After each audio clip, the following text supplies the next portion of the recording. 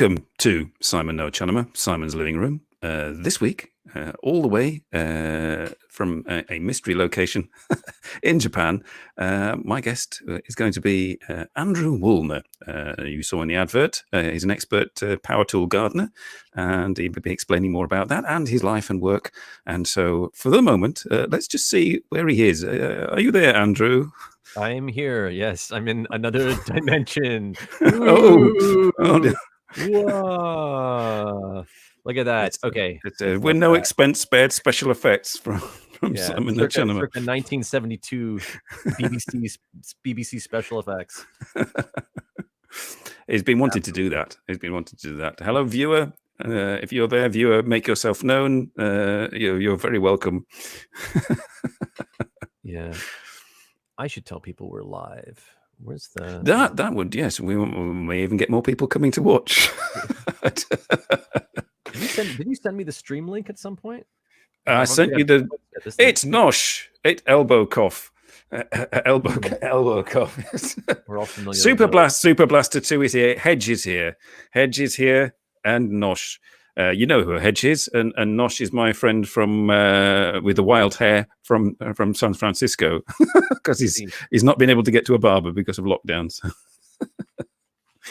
Yeah, me too. That's why my wax. That's why my hair is crazy. All right. Got the kaleidoscope packed away.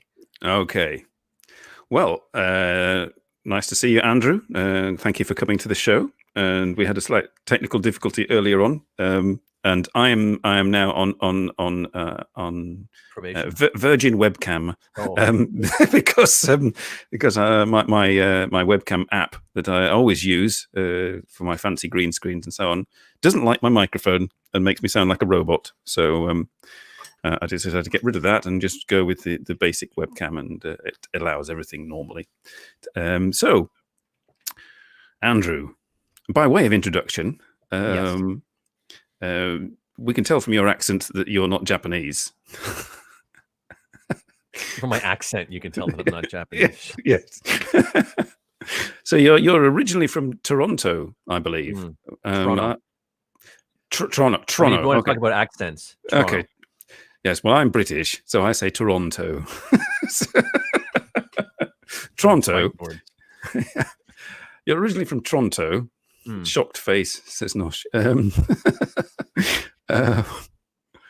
And I know quite a lot of people from Toronto. I have relatives in Toronto, actually, but that's by the by. What or who made you move to Japan? What was the motivating factor? Yeah, see, I mean, it was unexpected. If I thought I was going to end up living in Japan, I probably would have taken some Japanese classes at university. If I had any inkling I was ever going to leave my hometown. No, it turns out my wife is Japanese. Ah, that's always a good reason. Yes, yeah. A very common reason. And I mean, yeah, and after I originally intended only to stay for a couple of years, but I kind of like it here. No, we'll get onto that later. Yes, whether you still do, well, you still do, obviously. But I mean, prior to all that happening, your life took your life was on course for where it is now, actually. And you are, as you said in the advert, an actor. A failure. Oh, an actor. Yeah, yeah, just a failed gardener. It's about as good. I mean, I was. Cutting the dead leaves off my Japanese peace lily just before we started this show, actually. So that's how failed I am. Phillips number 2. Okay. Andrew's volume is just a touch low. I am maxed out here. The only thing I can do is bring the microphone. Yeah, yes, more intimate. I'm eating the microphone. Just make 100% sure. Check my sound settings, like 100%. It sounds fine on my end, but I mean, obviously, the important end is with the viewer. Device properties. Yeah, no, everything is. Just a second. Let's see if. Okay, levels.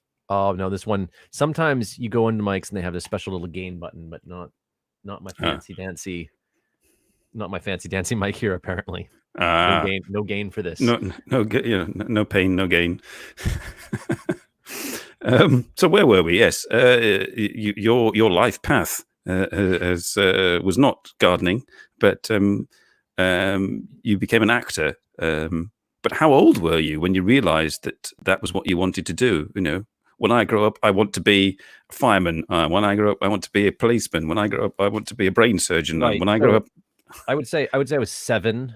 I think what happened was initially I'd wanted to be an astronaut, but then around 7 or 8, I realized that I could never go into that machine that spins around without throwing up all over myself. So I was like, maybe I can play one on TV. Yeah. I've never played one on TV. I have played one in the theater. It was, but I don't actually. And then I think I was 25 when I decided when you grew up. I no longer wanted to be an actor. Yeah.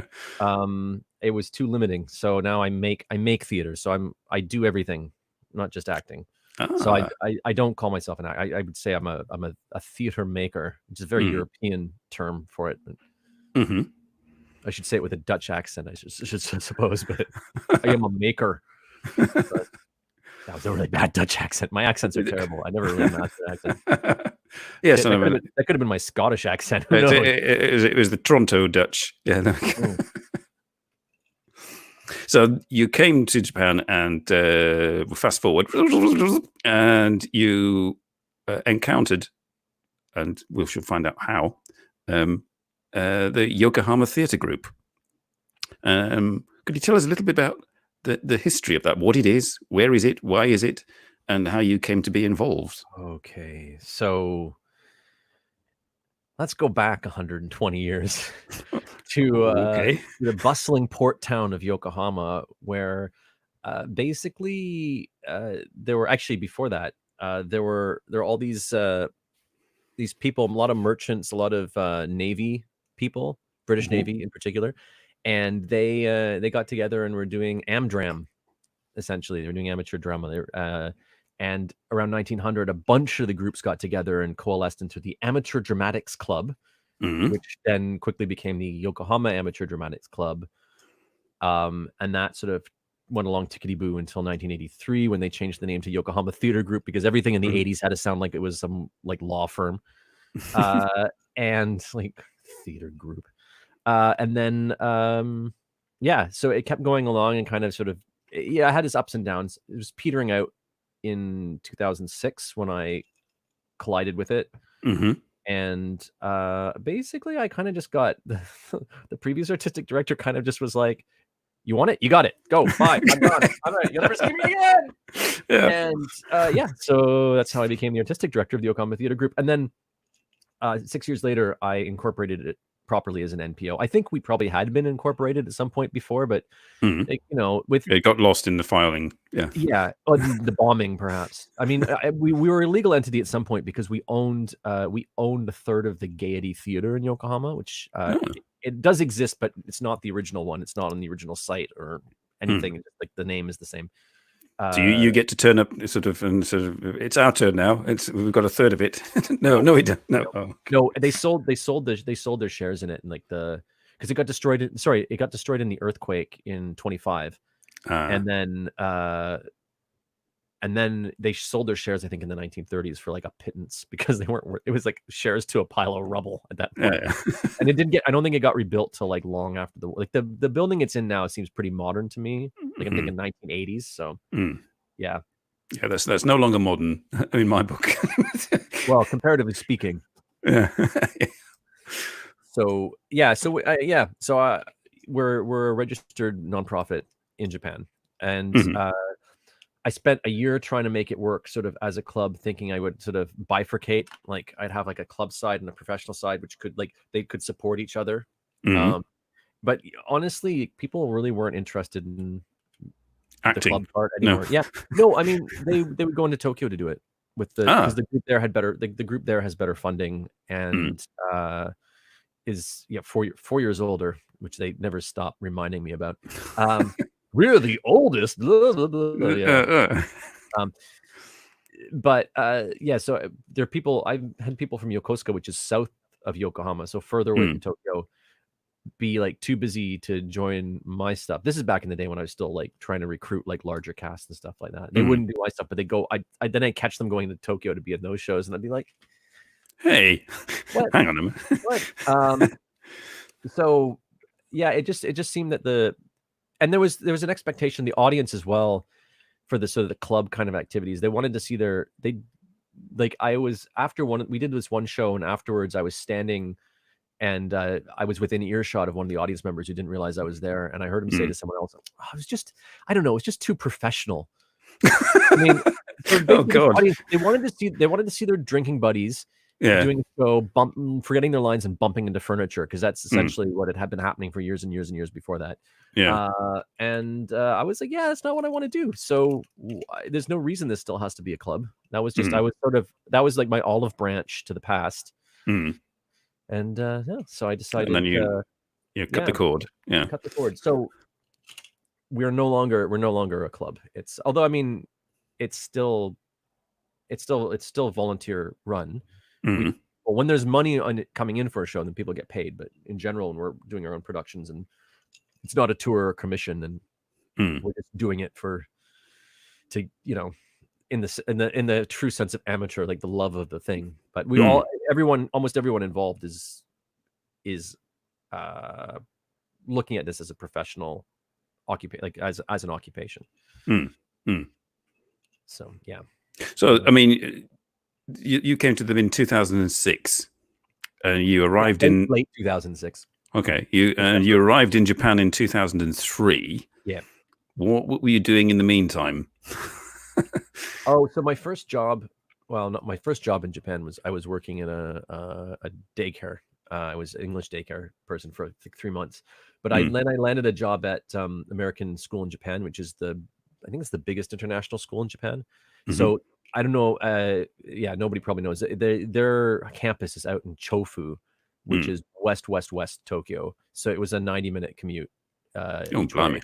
And I started work at 7:30 in the morning. So I was not in the mood I didn't do any theater for the 2 years I worked there. And then after that, I got a job at Nokia in Japan. And so I had a 1-hour commute and reasonable hours and free time to do theater stuff. And then and so that's what that was what I was doing. I mean, so that's when I started looking for a group to work with. Which is like 2006. Because I changed jobs late 2000, like January 2006. I started the new job. So yeah. I'm just saying hello to another viewer, Perk from Spain. I think I got that right, didn't I? Perk, Spain, yeah. Also on lockdown. Everyone's on lockdown. Yeah. So just quickly, where is this stream posted? Because I really need to throw this up on my social media. You need to go to my channel. And these tiny little tabs that I've got here. Yeah. I could pop you the link. Hang on.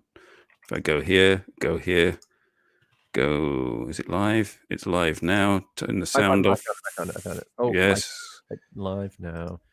Okay. Have you got it? Yeah, I got it. Okay, cool. I don't need to do all this then. Right. That's good.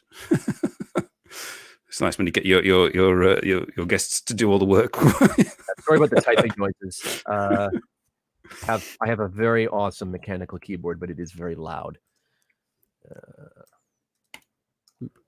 Okay, there we go. So you quit the day job kind of thing and moved into doing and you cut the cord with the Yokohama Theatre Group and decided that the professional route was the one to go. What point did you start to? What did you do? Did you do regular plays? Did you do adaptations? Because I'm trying to lead into my next question actually here.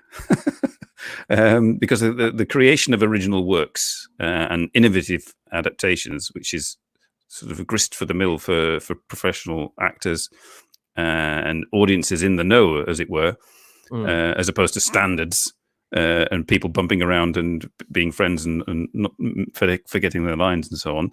Right.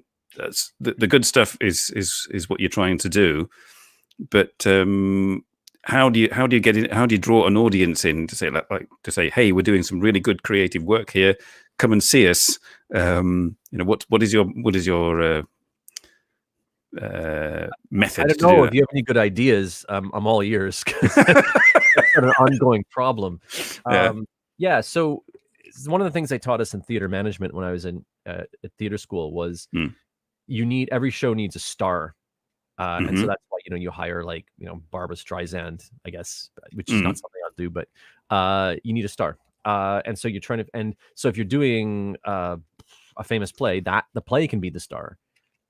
If you have a famous actor, the actor can even have a famous director. The director can be a star. You can even sometimes less so designers, because a lot of people don't know who the design. Even they're really famous designers within the theater community. Regular people don't know who the designers are, but directors, actors, show. The trick is to build. So if you're doing original works, I mean, last year we kind of cheated. We did a devised version of Antigone, which at least people like it. It's a 2,400-year-old play, so it's got some people know about it, although it's still a bit niche. But what I'm really hoping to do is to build the brand, the YTG brand. I hate saying things like build the brand, like I'm like coked up guy from the 90s. with your red suspenders and sort of my power suspenders. But it's the idea is to build the brand of me or YTG, doesn't really matter, and to have people know that, like, okay, I'm gonna go see a YTG show. It might not be good, but it won't be boring. Oh, right. Like, so there's a difference. Oh yeah. No, I've seen some bad shows that were amazing. Like, they were bad, and it was like, but they were bad. Not amazing, but they were bad in an interesting way. And afterwards, you're talking about it. I've seen, but the worst kind of show to go to is one that's like bad and like, or even just not that great, but just dull. Like, give me a bad show where there's at least a perspective, like there's some risks taken. If you're not taking risks when you're doing art, you're not doing art. You're just kind of like restaging something that somebody else has done, following the stage directions written in the little playbook. It doesn't sort of, but all art is in a sense perjury, and that the one takes something and runs with it. Oh, do you mean plagiarism? Plagiarism, not perjury. Sorry. I'm like, I was getting my terms. Yeah, two glasses of wine that's a very interesting mistake. Like, all art is perjury. I'm just trying to imagine how that does work. Like, all art offends a judge. Yes, if you're not in court, you're not doing it well. Yes, Soness Stevens is ecstatic at your, but yes. Yeah. I'm taking my jacket off now. I'm taking a big risk and taking my jacket off. That's as far as it goes. Robert in the audience knows that we went further than that on our old show, but on this show, it's all very. I have a sense of proprietary. Yeah. I hope you're wearing an undershirt, otherwise everyone's going to see your nipples. Can I say nipples on this show? You can say nipples. Yes. I have a conveniently placed pop filter. All right, great. So do I. Which is important because I'm the one saying nipples. Well, yeah, yes. Where were we? By the way, trying to figure out how do you pluralize areolae? Areola? Areola. Don't know. Ask someone who knows. Anybody in the audience? Oh dear. Important thing we need to resolve. So yes, that leads on to my next question. With taking risks and being creative and so on, and drawing in the wider audience, this was shifting from people bumbling around, knocking over the props, and to being sort of the professional ensemble of today. What was the biggest challenge, would you say? Getting paid. Challenge. That's always the biggest challenge. I'm not talking about me, but like I'm talking about the group in general. Like, I want to pay them, right? That's sort of the main thing. And so when you're going, it's interesting. The grant ecosystem here is it's very production oriented, right? It's not very process oriented. So like they'll do things like you can only get the money for like the days of the performance and stuff like that. Like forget devised. So it was you mentioned this, but just to clarify for anyone who's watching, we do devised work, which means you're starting from like just an idea frequently. Sometimes like you take an old plane, you hack it apart with a hatchet or a hammer, and you make something completely new. And that's a process that takes, I mean, we usually spend, the shortest rehearsal period I've ever had on a show is 6 weeks. The longest was like I think 18 months, and we never finished the show. So a lot of generally it's 3 to 6 months per show, which is a longer, and that's like 2 to 3 days a week of 4 to 8 hour rehearsals. So and you only get paid for the performance time. Oh no, we don't. If you can get a grant which covers like some of the performance expenses, but they really like to cover like production expenses. They're not so keen on covering artist fees, and they're not keen on covering rehearsal costs. And they do things too, like there's a percentage, like it's like you apply for the grant and you have to commit, like you'll tell them how much it's going to cost and they'll pay 50%, which means you have to figure out how to cover the other 50%. So you can't go like you can't actually say this is the amount of money we need to do the show properly. It's more like this is the amount of money you can give us, or we can give us so that we can contribute, right? Do the rest. Not knowing whether you can get other grants. So that's sort of the climate here for grants. And that's what I need to, like, because I want to be able to pay not just myself. I mean, myself, but I want to pay everyone who works on the show. Sonus is asking, how do you get grants? By begging. I don't know. I've never got one. You apply for them. You apply for them, and I think in Japan you kind of also know the right people. I don't know how it works on other places. I know for Canada Council grants, which don't really qualify for many of those. So we can't really get for the type of work we're doing right now. But from friends who applied inside, when you don't get a Canada Council grant, it's a few months later, but they'll go through and tell you like how you could have made your grant stronger and like maybe what the problems were. They don't do that here. Oh, right. Oh, in Japan they don't do that. No, they don't do that at all. So it's a mystery. It's a black box. It's like, and you don't even necessarily know who was on the panel or like what their connections were. And of course the grants aren't blinded, so they know who's applying. And they told us, the grant agency, the last one we applied for, they told us flat out, like, oh, don't apply for the big grants because it's always like the same 6 guys who get that grant. Oh, right. So, which on a process supposed to, and there's no transparency. So, that's sort of that. So to answer your question, the struggle is getting paid, and we're able to do sometimes 2 productions in a year. And when we do 2, it's often because there's like a couple of people who are super dedicated and will do a lot of the work, so that I can like sort of step back a little bit. And we also, I mean, we have a Patreon thing set up, which is on a per show basis. Actually, Sones, who's in the chat now, is one of the big supporters of the Patreon thing. But if I'm right now with COVID-19 happening, we're not doing shows, so we're scrambling. Well, I think you've got questions about this later, so I'm not going to. That's right. Yeah, we'll get to that sort of toward. Yeah. So I mean, you mentioned there sort of the Canada grants thing. Presumably, the Canada grants not something that you get while you're living in Yokohama. You don't apply for those. Well, why are we giving it to somebody in Japan? So that leads on to the question: are the majority of the performances you give in English, or do some of them occur in Japanese, or is it exclusively English? Or plays? A lot of our shows are multilingual. So we use the languages of the participants. So I'm not sure if you're. I'm not sure if you did your research, but I'm not sure this information is on our website. We actually, this year will be an exception, but most summers we have between 4 and 12 interns coming from abroad. So we have people from all over the world. We've had like Southeast Asia, mostly Europe and the US, but also we've had like Southeast Asia. I think every continent except for Antarctica and Africa so far. Yeah, not a lot of applicants from Antarctica, I should imagine. No.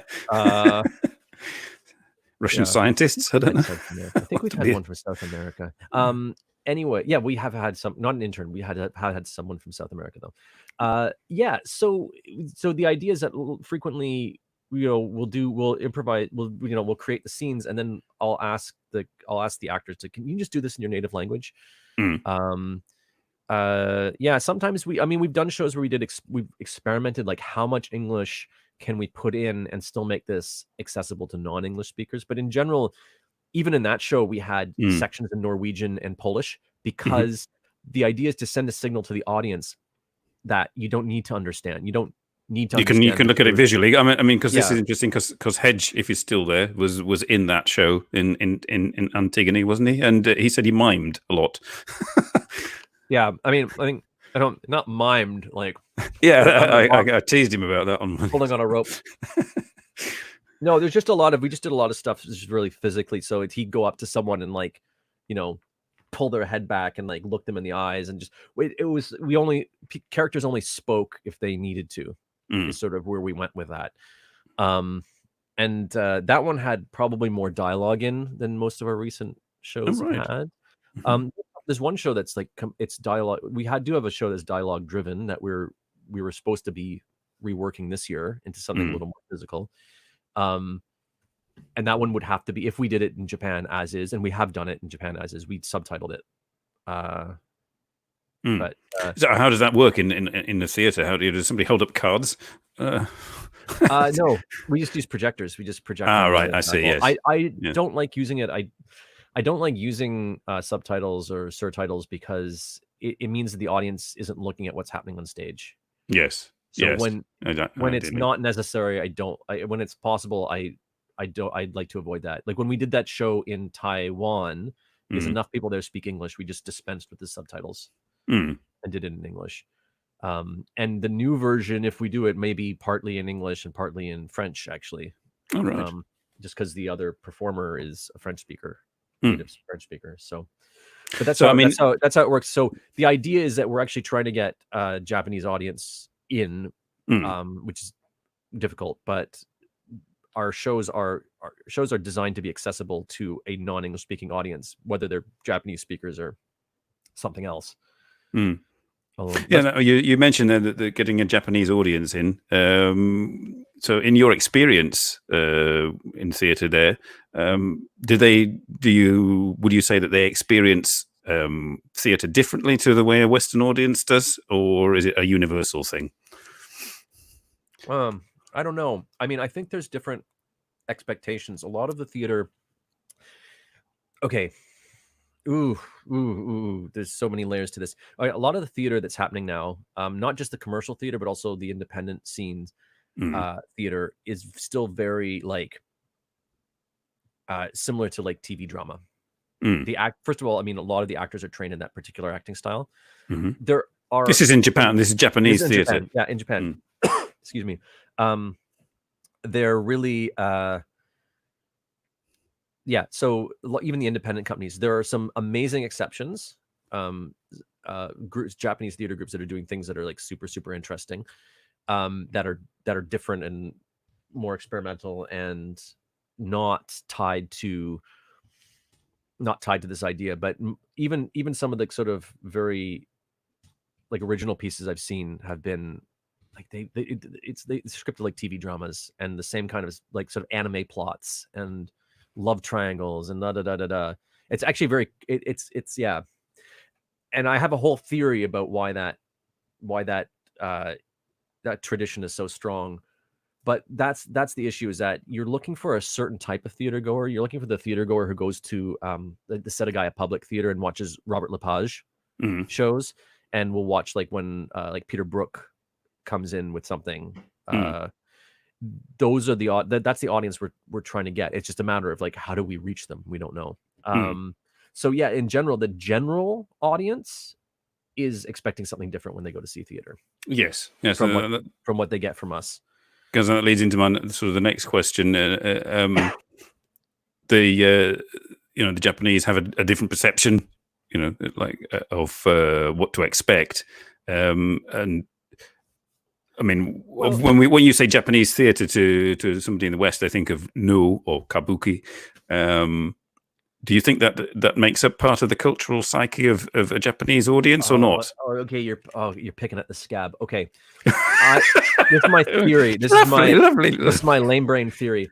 So actually, I think that okay. So what happened historically, right, is that you had these forms that existed. You had particularly Kyogen and Kabuki, which are hugely popular. The popular versions of and Bunraku too. Bunraku too, to a lesser extent. Yeah. And as you know, they're quite stylized. Like you would call, I mean, I think the technical term for like Kabuki and Bunraku is they're especially Kabuki and No and Kyogen they're kind of finished art forms in the way that ballet is a finished art form in the West.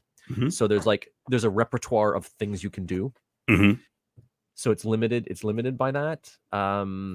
I mean, and Kabuki is also very technical. Like it's spectacle in terms of technical stuff. It's the Japanese equivalent of the Phantom of the Opera chandelier. Yeah. Although I love Kabuki, actually, I find Kabuki immensely entertaining. Yeah. So you have this that exists and it's very stylized. And so when the Meiji Restoration happens, and Japan is opened up to the West, they start being exposed to European theater, like Western European theater, which at the time is also very stylized, and like they're acting manuals that tell you to like bang your chest, and then they're not doing Ibsen in Japan at this point. No. They're doing melodramas and stuff like that. Like the first play that YTG ever did was called The School Mistress, and it was a melodrama. And they did like murder mysteries and stuff like that. And that was the kind of thing they were exposed to. And that actually, it's very easy then for like a Kabuki actor to move over into that style. And somehow, I think because of the strong tradition of Kabuki Kyogen and No, it kind of stuck there. And so it was called Shingeki, like new theater. And I think it kind of stuck there. And there's a sort of didacticness to that form that sort of appeals culturally to the people who are running the country. Do you know what I mean? It's you're able to spoon feed like morality and to people. And I think that sort of, and it's reflected in like modern day like TV dramas and like what's popular and stuff like that. So I think there's a lineage there. That's sort of my harebrained theory about that. There's a lineage that goes all the way back to when like those Japanese forms met the really static Western forms of the time. This, on the other hand, is giving the impression that all Western people go and see Ibsen, and instead of watching like soap operas. I didn't want. Yeah. So the two things were.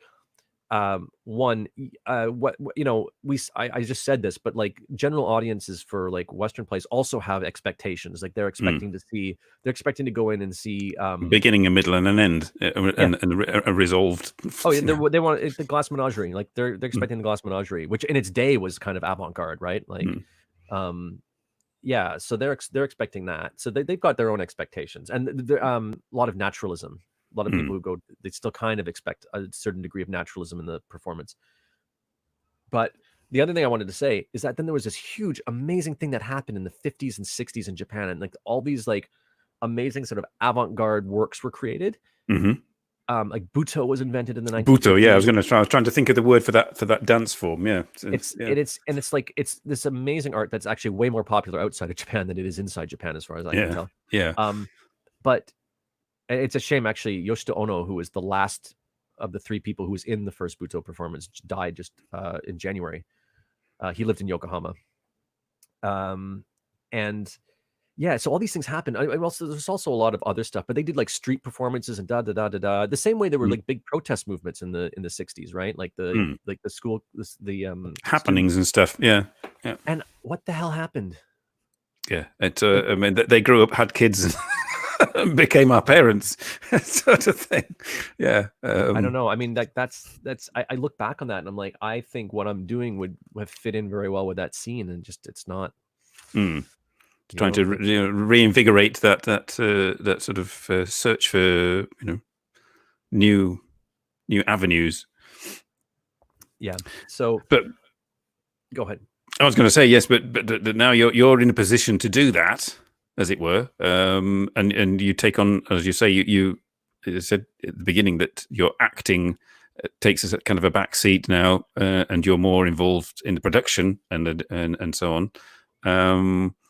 So, what is the area or the sort of the role in YTG that you enjoy the most? Is it sort of being on stage when you're called to be on stage, or is Well, it? it's not the paperwork. Holy jeez, it's not the paperwork. I do 80% of what I do for YTG is paperwork now. No, it's running the rehearsal room. It's setting up setting up a group of people and letting them create stuff, and then being there to help, like, because of I've been doing this for years. I've been doing theater for years, helping to make the amazing idea someone comes up with that isn't quite theatrical, making that theatrical and making that performable, and then sort of finding the threads and helping to stitch them together. That's what I like doing. Or So, co-creating with someone, like being in a room and just going back and forth, and then both go home and like write something and come back the next day and try it out. Like the actual creative process of making a piece. I'm less enthused about performing. I do it because sometimes the piece requires it. Just like I do the paperwork because it's required. But I mean, performing is more fun than that.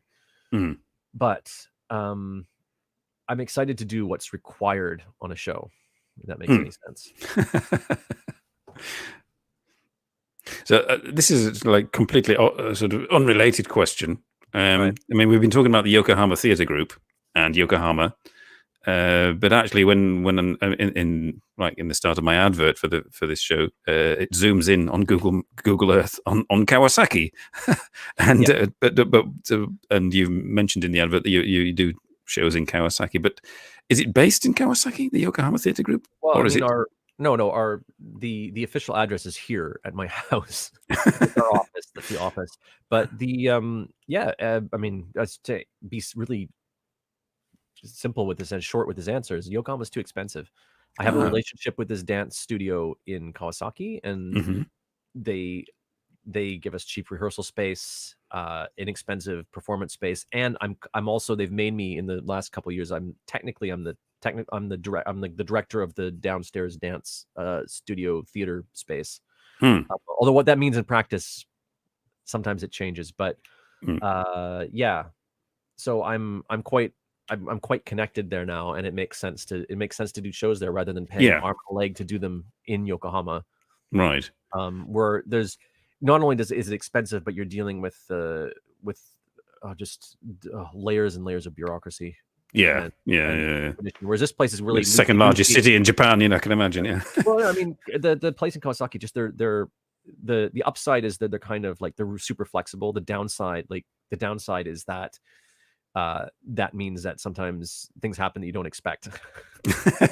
Yes. Oh, sorry. Are you booked in today? We've got something else going on. That has happened. Not for performance. Not for performance. But sometimes there's just it's there's ups and downs, but it's amazing. I don't think I would be even able to do one show a year if we didn't have that connection.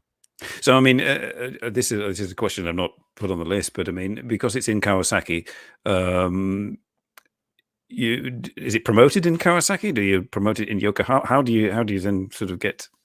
I mean, if it's the Yokohama Theatre Group doing a performance, do you canvas Yokohama? Do you canvas Kawasaki for an audience? Well, we still haven't really found the way to connect with like the Japanese theater community. So really, we're going after. I mean, the old saying is, what I'm paraphrasing someone saying something else, but theater goers tend to go to theater. So it's a matter of finding people who already go to theater and letting them know what's happening. And right now, I'm reasonably good at doing that within the foreign community, the non-Japanese community. It's much harder to penetrate into the Japanese community for that. And I haven't quite figured out how to do that yet. We'll come on to that later, because it's not the kind of people you hand out flyers to. This is, you have to get them where they're looking. Yeah, you have to be in the performance sort of thing. Yeah, in a post from 2016, you'd expressed a hope that the small core theatre makers would be sort of the YTG, a small team of core theatre makers with a living wage, as opposed to be one not reliant on grants and so on. I'm getting from this that has not actually occurred yet. It's still an ongoing process. Yeah, I mean, like I can't. So when I find people who are like, so a lot of my people are interns, right? So they're here for maximum 12 months, usually between 6 weeks to 12 weeks, with the shortest being, I think, 2 weeks. So I have people like that. I mean, that has a lot of effects on the way we work. But one of them is that I don't have a lot of locals. This year has been the first year I've had locals who have stayed on the team past the show that they were originally working on. But both of them, I mean, they're all, I mean, there's more than one. There's a bunch of them. But I mean, you've met Hiro. He has a full-time job. The other three core people are all university students. One has finished university, but now so she's starting a day job. And so without a living wage being available, I can't retain. Yeah. People can't stay because I mean they've got to live, and they can't live off. Yeah. Right. So that's kind of the ongoing situation. Yeah, you mentioned the community and so on, the people who from the local community who have become members of YTG. I'll actually jump forward a few questions to the fact that you describe the YTG as or you've converted the YTG into becoming a community theatre. Oh, don't say the C word. Okay. Becoming a theatre of the local inhabitants. I don't know how it works. I don't know how it works where you're from, but community theater it means like wholly amateur. Yeah. And it usually refers to like a group of people who, and there's nothing wrong with having a day job because we all need to eat, but the people who have day jobs who do it for fun. And this is what we were before. We were a community theater before I took over, with people not remembering their lines and bumping into the scenery. And it was so community theater. I mean, there's some of them are great. There's some actually really great ones in the world. But generally in a community theater, people are doing it as like for their own entertainment, for their own, it's as much to entertain the people who are participating in it as the people who are watching it. And that definitely has its place, but that's not what I want to do. Because it really takes you away sometimes from doing serious work, because serious work, when you're doing theater, sometimes it's hard. A director I worked with once said, everybody wants the carnival, right? But doing a play is 90% hard work and slogging and 10% carnival. And you need to learn how to enjoy the other 90%, or it's not. You should be doing community theater. Yeah. That's what he said. So in a nutshell, so the local community is not strictly involved, and there's not a great deal of interplay with. In terms of members, we actually, I mean, again, this place in Kawasaki, it's a very important community space to that neighborhood. And so we have links to the community. It's just that they're not usually performing in the shows. Although we sometimes use students from that dance school in our shows when we need kids. So we have that element. And obviously we share resources with them, and they share resources. I mean, other than the building, we share resources with us. We share resources with them, stage lights, smoke machines, stuff like that. All right. So, right. I mean, we're connected with the community. In that sense. I'm not poo-pooing the idea of community. I'm just like, don't call us community. It's a different outlook. Yeah. It's a different outlook. So, I mean, Sonus was mentioning earlier, how do you draw audience? How do you sort of, for example, get grants, and how do you draw audiences in? And this leads nicely onto question 17 and the opportunity for our tried and tested screen share. The Facebook and YouTube channel because I was, for my research, I've been plowing through all that. Seem to be lagging behind rather in showing recent activities. Could you bring us up to date? So the last show was September. So, I mean, that's as recent as it gets. I don't post the full shows on YouTube generally because they are for patrons. like because the Patreon account is set up for people who are not living in Japan. People who are living here who might not be able to make the show and want to support us, but also people who it's a chance for people who are, let's say, back in Canada or elsewhere to still support the company. Say someone who was an intern 5 years ago and now is like is some kind of like HR manager or something. Yeah, and they've gone has an income. Has an income. It's a chance for them to sort of like, give back, or old coworker stuff who no longer work here. So that's. Well, there you go, Hedge. Sort of, that's where that's why it hasn't been posted online. I think I sent a link to everybody who was in the show. They've seen it. But yeah, so we don't post full shows there. We usually post like the promos if there were promos. So that's maybe why it looks like there hasn't been anything recently. The Instagram account is a bit more active, although that sort of has petered out as well, because when we're not working on a show, there's just no content. Yeah. I mean, it's raising the level of awareness, though. That's the main thing, presumably, to get attention. So now is your opportunity, as it were, to click that button. Give us a bit of an introduction first, of course. Yeah, I just actually want to. Sonas asked a question that I wanted to answer. She said, "What do your interns get?" I just want to clarify, because I'm really uncomfortable with the idea of like free intern, like not paying interns. Although in our case, none of the staff get paid, so I think it's fair. But they're actually usually spending a lot of money to come here, unless they've got grants of their own, which happens, especially if they're coming from Europe. So they've got they have some support usually, but usually frequently it's a requirement. They're required to do an internship as part of their schooling, and they choose Japan either because they're required to go abroad or because they have a particular interest in Japan. Right. And being here working with us gives them opportunity to do other things.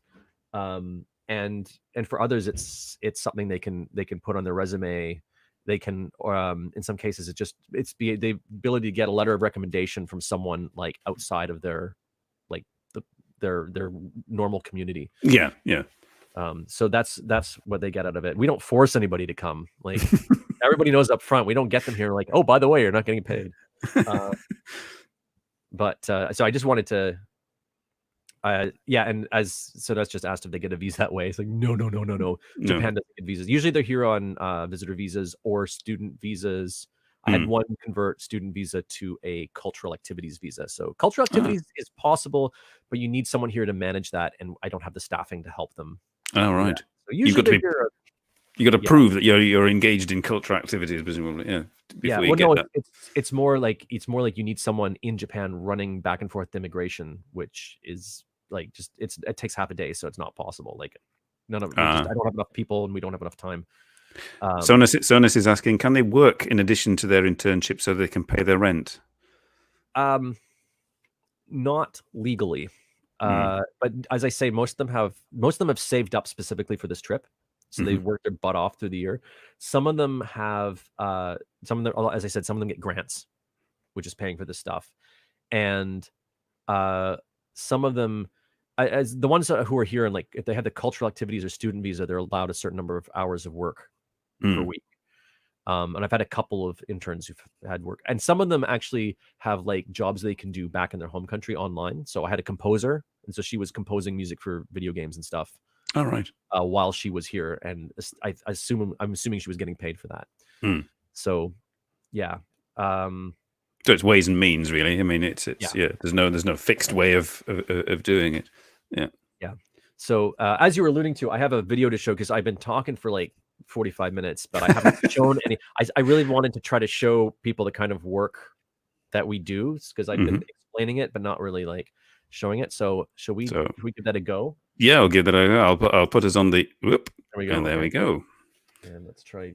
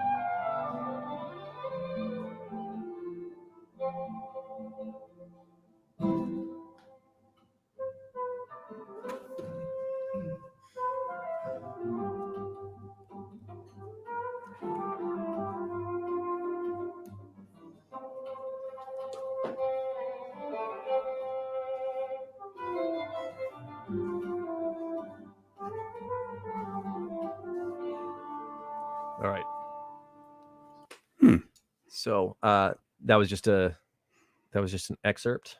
Mm-hmm. And that was an excerpt from one of your productions, presumably. Yeah. That's Touch Me Not from 2016. So the other performer was is she's not dead. She's a ballerina. And so it was the director was a corporeal mime artist. The guest director was a corporeal mime artist, and it was really interesting. So I'm coming from like a much more sort of naturalistic acting, a very like sort of Stanislavski kind of background. Although I like big sort of dramatic things. And she was coming from like a dance background, and then the director is a corporeal mime artist, which is it's like somewhere in between there. And so both of us were sort of like working. Like it wasn't a corporeal mime show, but we were both working. You know, we had our because there was no dialogue there at all. So I mean, it was kind of like there was no dialogue in the piece. There was like it was. I recited poetry. There were sonnets in it. She didn't speak at all, and I recited sonnets. A sonnet and a poem that were, and one sonnet that I wrote. So a Shakespeare sonnet, a sonnet that I wrote, and a I think CP Kabuki poem. He's a Greek author. Oh right, never heard of him. Yeah, about the Mark Antony's last night in Alexandria. But anyway, it's just the idea is to create like an atmosphere. So the idea too for the Japanese audience was like all the text was in English, but the idea was text as sort of texture as a part of the sound design of the piece. Yeah, so I mean, visually they could understand it, and they didn't need necessarily the text. Yeah, yeah. You can probably unshare that now if you want. Yes, okay. Well, we'll flip back to our regular. There we go. Yeah, so I mean, but that was an example of the kind of performances and the kind of stuff that you do in the YTG. But do you have anything that would illustrate to us how you draw audiences in? Do you have any promos, that kind of thing? No. It didn't work. No, I don't have a promo. The other video I have queued up is a grant thing. We don't have time for it though because it's too long. Okay, it's basically something we made at once for a grant because we needed to show them the kind of shows we were going to create. I created something. I took the people who directed the woman who directed Touch Me Not and her husband, and another theater artist who I met last year, and in two separate sessions we devised two separate things that I then edited together with video to sort of demonstrate like, look, we're going to work with people in the community to do these stories.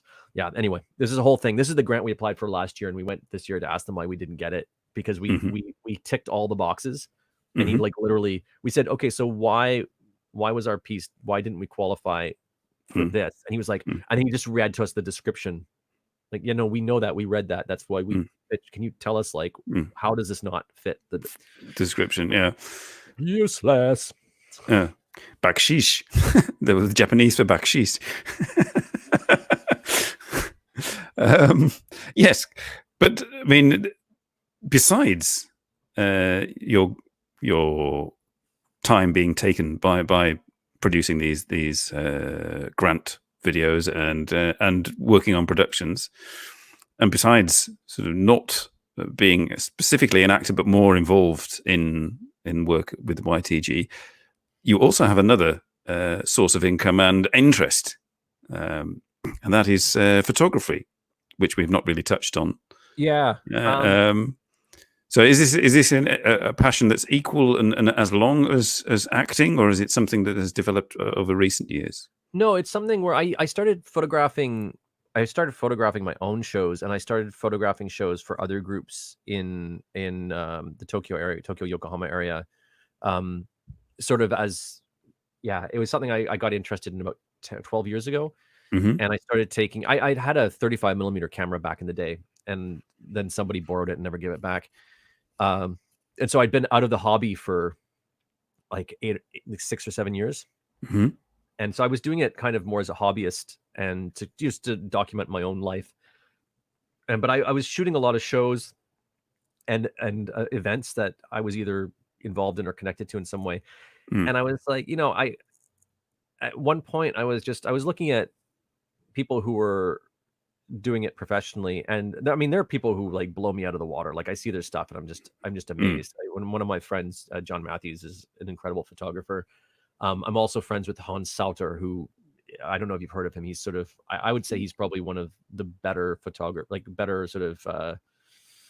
He's one of my favorite photographers. Leave it at Yeah.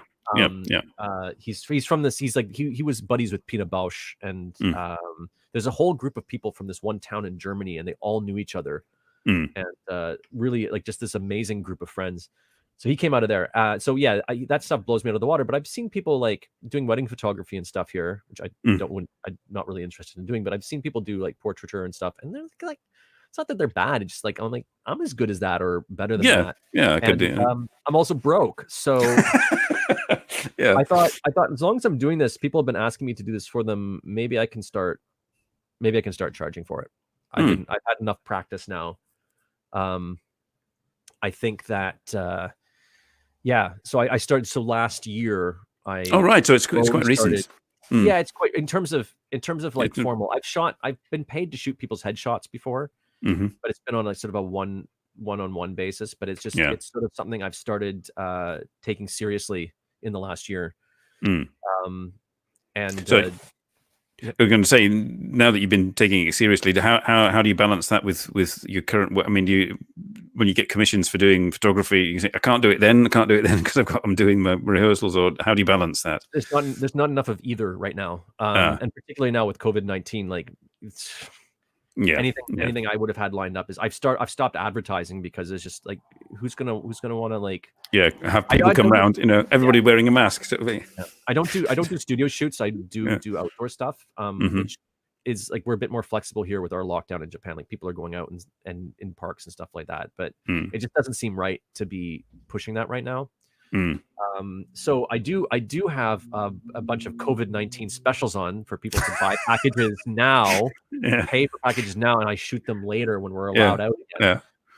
So I've got that going on. This is one of the ways I'm trying to cope with COVID-19 and theater production and photography.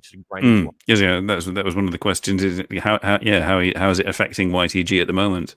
Yeah, well, YTG basically we were supposed to start rehearsals in June, beginning of June. We're supposed to start pre-production next month for our September show and for our July showcase. And rehearsals or interns were supposed to start arriving at the beginning of June, and we were supposed to have a performance at the end of July, and then another performance in the festival we do every year in September.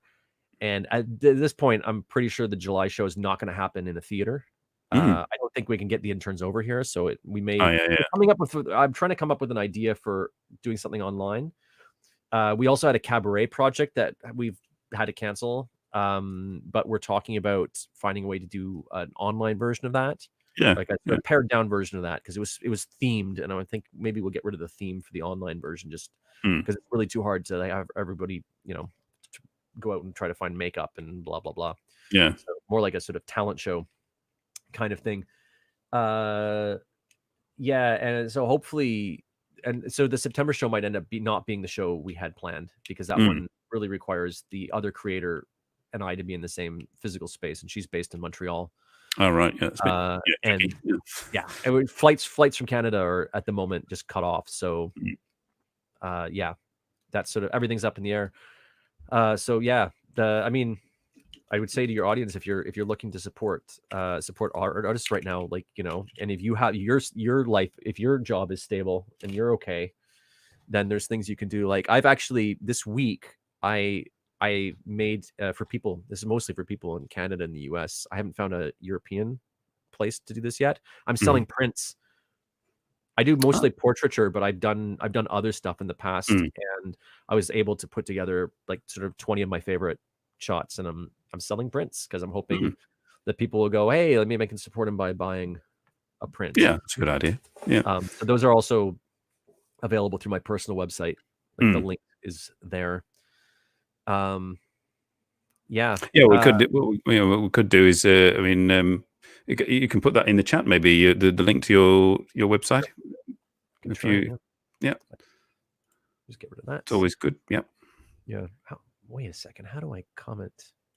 You've got comments and you've got the personal chat. So you click on comments. Oh, yeah, no, I just don't see a place to type in. That's odd. Believe in yourself is down there, and there's no place for me. I can't participate. Oh, hang on. Right, hang on. I shall type in Andrew Woolner, and I shall do it. Didn't have it queued up, unfortunately.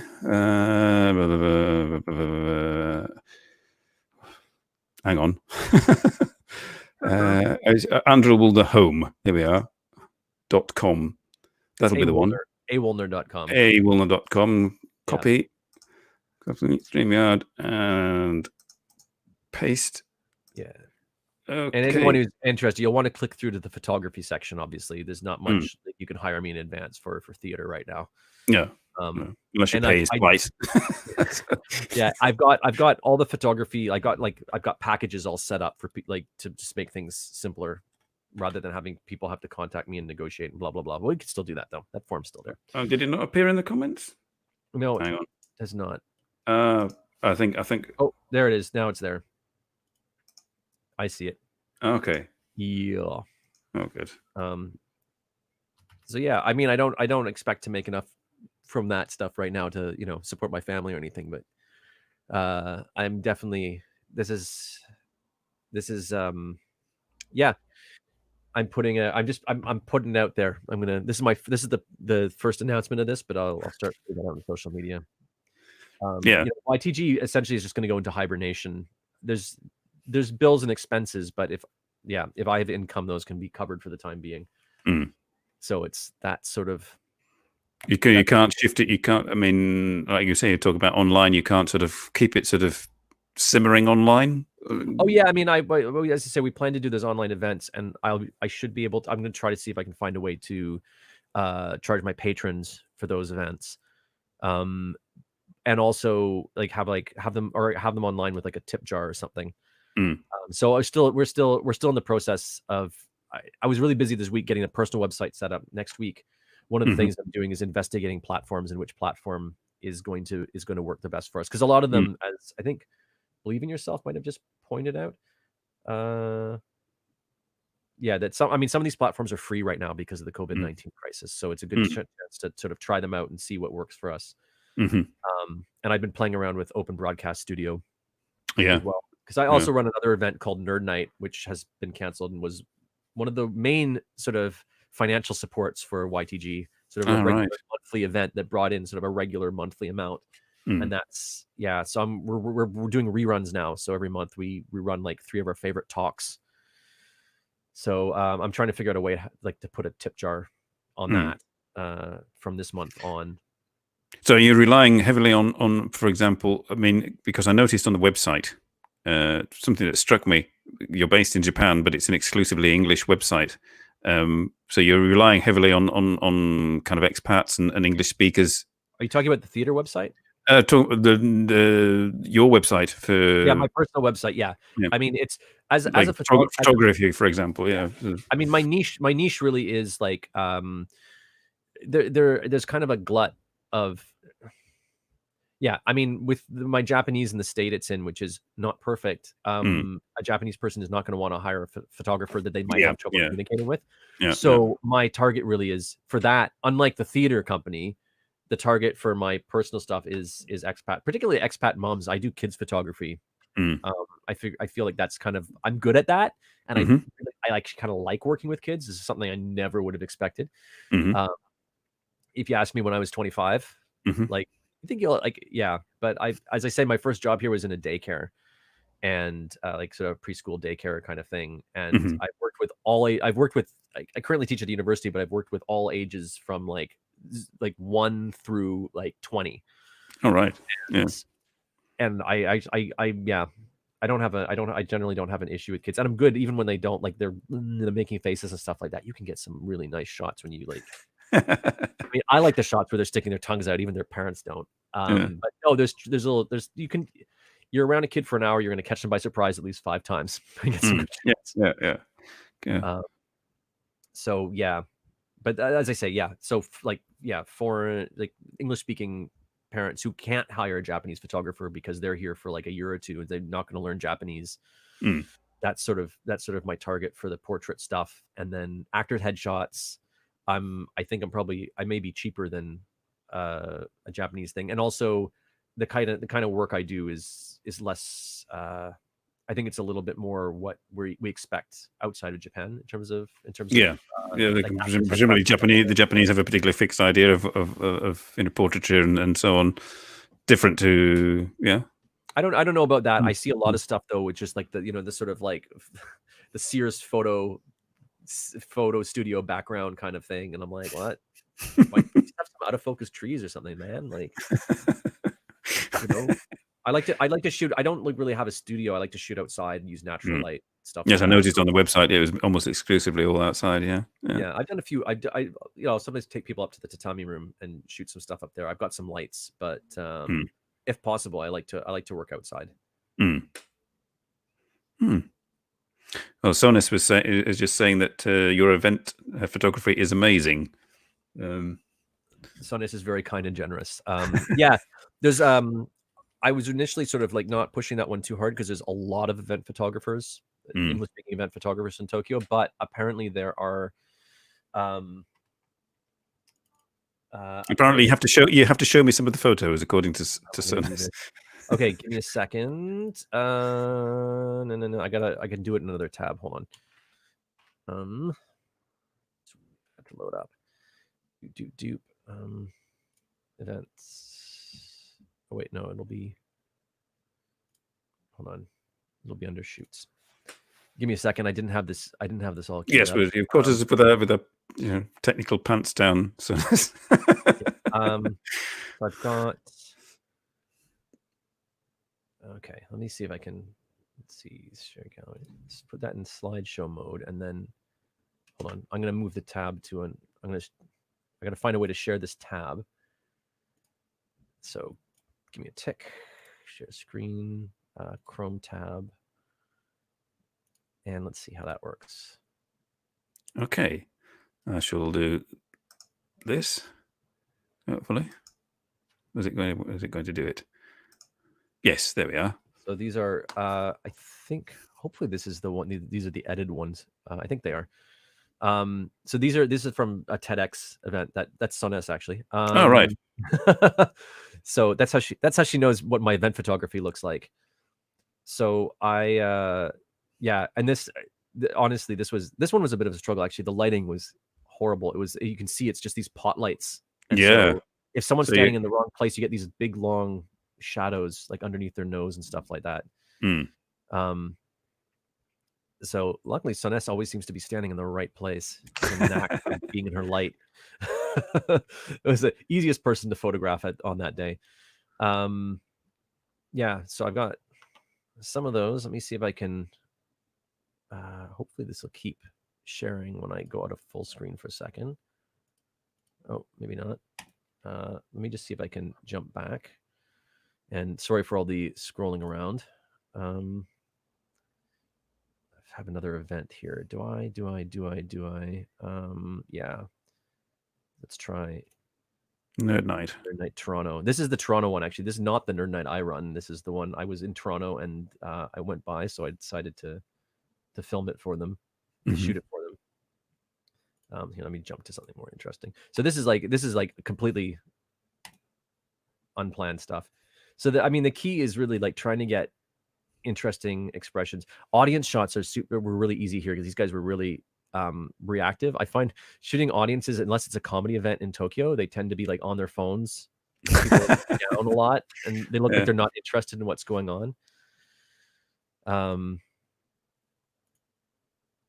But yeah, I mean, the real key to shooting an event is being able to move around and find people when they're doing interesting things with their face or their hands.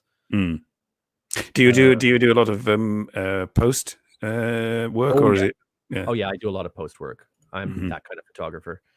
Mostly it's I like to have I like to fiddle around with colors a little bit.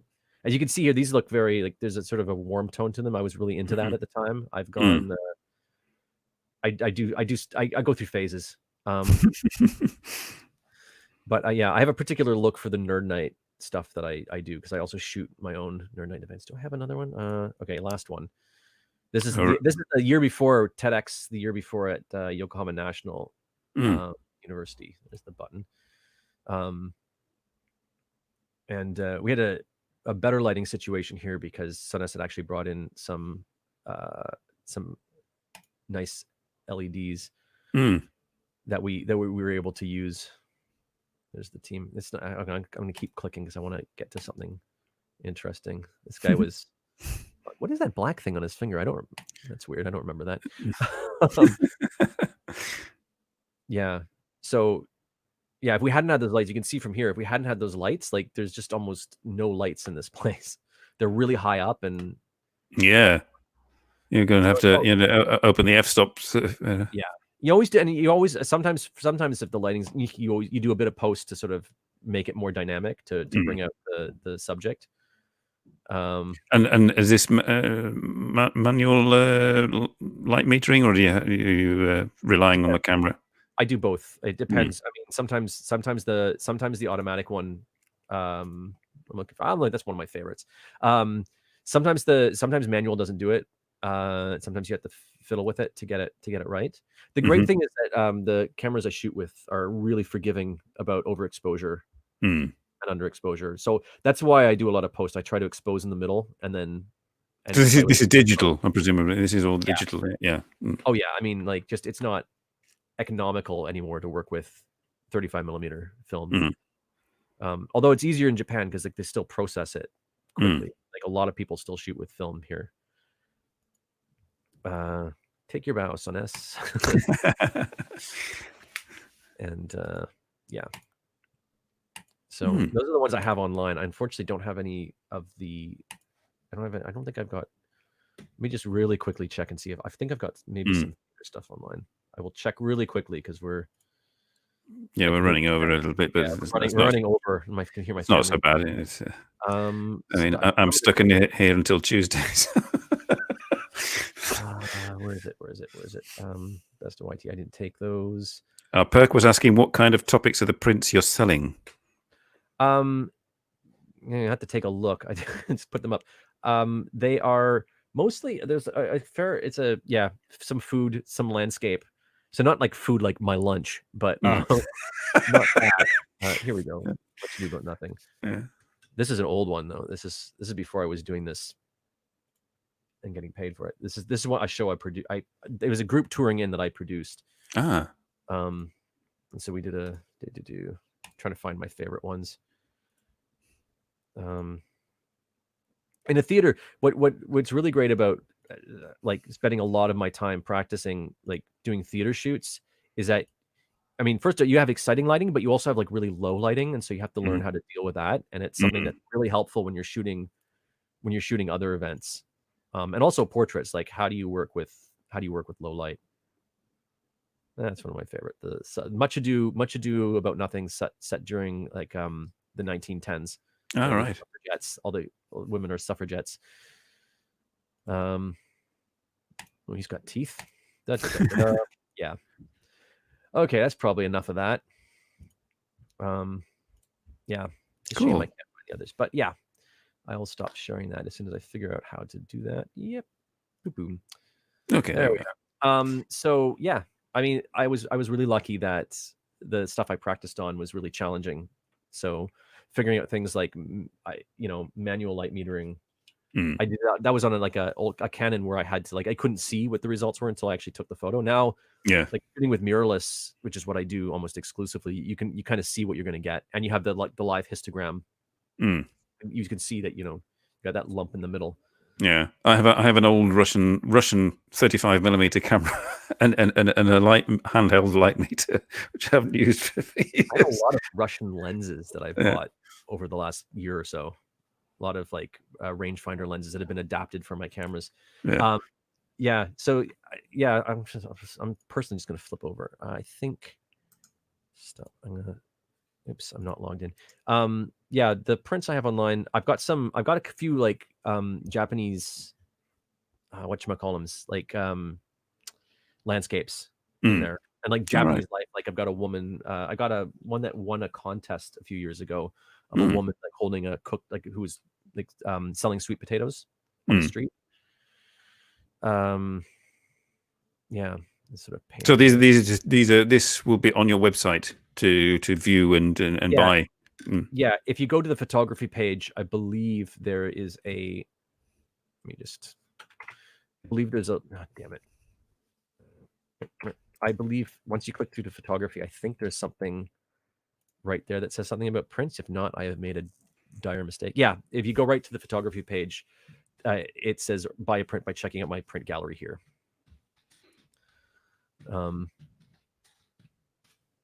Yeah. So some things are really Japan specific. Some things you wouldn't know they're Japanese. Like I shot them in Japan because it's a close up of a lizard. Yeah, animal photographs are on there.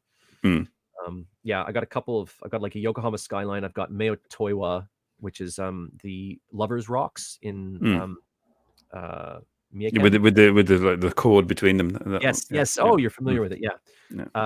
So I've got that. I just took that last fall.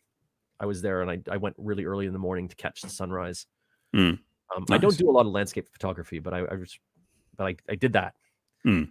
I mostly like people and animals mostly. So I had to really go through the back catalog to find stuff to put on the prints page.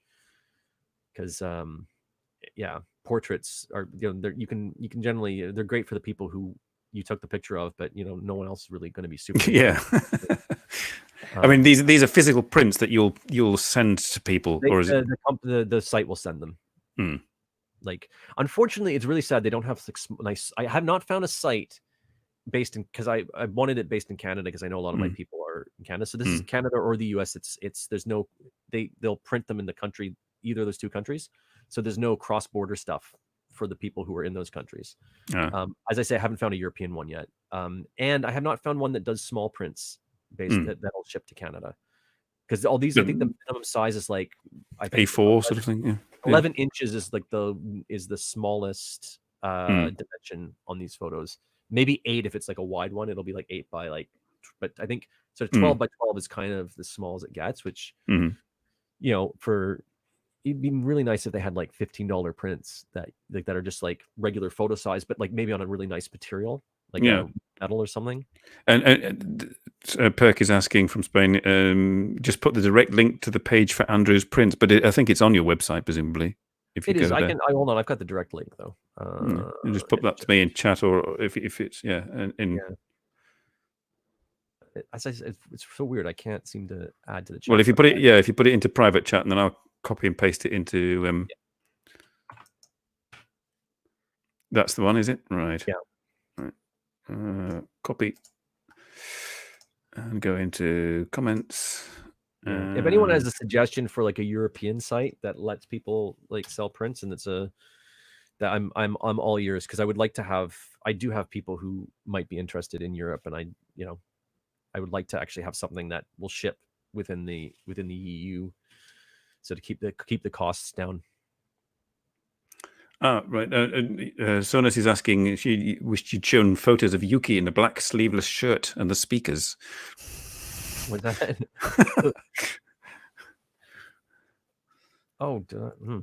I may not have. That one might not have been posted publicly. It might have been something I just sent to them. I can't remember. This is. Trying to go through and find stuff. Like I wasn't expecting to showcase the photography as much. Vids of Imom's here. But you're a bit late, Vids of Imom. We're nearly finishing, unless you've been lurking. I don't know. Another regular viewer. Where's the? I'm just trying to see if I can find the one she's talking about.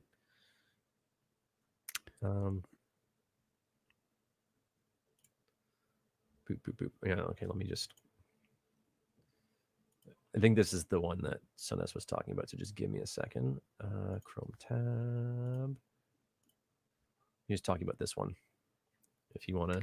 Yeah, I'll put that one in. Or one of these. So Yuki is she's a professional journalist. Mm-hmm. And she's I think she writes in English and in Japanese, I believe. So that's correct me if I'm wrong. She was doing a talk that day, Mhm. About journalism All in the right. digital age. I Mhm. believe. I think that's what it was. If Oh, not, the that's standing shots you should sort of her the standing speaking. shots. Mm. Yeah, I wasn't. Uh, Yeah, that's that's a nice probably. I one. think that's the. I think Mm. that's the best of them. As I said, it was like I had to wait for them to take a slight step forward so I could get decent light on them. Yeah, otherwise like all There's one shadows and particular spot if they stood that it was all super shadowy. But yeah, there we go. all right. Well, this is a good roundup question to just to Okay. finish off with. That Yeah. Sonis has given. Is it what's next for you? What's the next thing? Cup of Well, tea, I should imagine. I think first I plan. I intend. I hope not to die from COVID-19. Mm. And that's number one. Number two is, yeah. I mean, what's next? I mean, I suppose in the meantime, while I'm waiting for life to begin again, Mm. is trying to come up with some online ideas for for that we can do theatrically. Like, as a theater person, I'm always thinking about like live in person. That's sort of like that's what people love about theater. Mm. But what skills can I bring to bear, and what kind of unique experience can I create online, since I can't work offline? The thing is, we're not as locked down as you guys here. I still have access to the theater space. So if All right. So you could in a sense do a live stream from the theater yeah, I space. probably wouldn't want to bring too many other people there, but maybe I can come up with something where I can use that space rather than doing it out of my house, or shoot something. I also have yeah. So like that, hopefully build up a backlog of photo shoots to get done with as soon as the COVID-19 thing is up. Mm. Yeah, that's what I'm looking forward to at the moment. And also I'm homeschooling from next week, so my son's home full time. All right. Yes, that's true. Yeah. Well, it's Easter holiday here, so and my two are grown up anyway, so none of that for me. Yeah, we're doing Easter egg hunt tomorrow morning, but yeah, my mom sent a bunch of candy for him from Canada. But no, yeah, that's actually a lot of my time next week is probably going to be spent coming up, like tomorrow actually, maybe coming up with a curriculum for him for when he's not at school, because I want him to be, not Yeah, to just keep on track. Yeah, so that they don't slip. on the screen Yeah. all day. Yeah. So, and he's he's just 6, so he needs supervision sometimes when he's working on stuff. So, yeah, that's sort of that's the most immediate project. Right. It's going to be sort of into the school books after this show. Okay. Indeed. Right. Well, I think that more or less wraps us up, Andrew. And I'm very glad that you joined us, and then really enjoyed this talk. And thank you for the audience for joining in and providing us with some feedback. Thank you for humoring me and letting me do the screen shares and no problem. Self-promotion. It's all good. It's all good. And I hope this thing sort of clears up soon and we can all get back to normal. Yeah. And you can, and perhaps this will be an opportunity that your online business may grow, and you may find that you're no longer sort of doing theatre work and spending all your time taking photographs. I don't know. Yeah, we'll see. We'll see. Okay. I'm open to anything at this point. I'd like to have some forward momentum. Okay. Well, Simon, thank you so much. Thank you, Andrew. I shall announce to the audience that next week on my show will be a reappearance of Ingrid, my Dutch friend who was supposed to stay in Japan for 3 months but had to come back early. But she will be joining anyway and telling us what she did experience while she was there. So that's next week. And look forward to seeing you all then. And thank you for joining. But for now, I'd like to say goodbye. And goodbye, Andrew. And goodbye, audience. Bye, Simon. See you next week. Goodbye, everyone.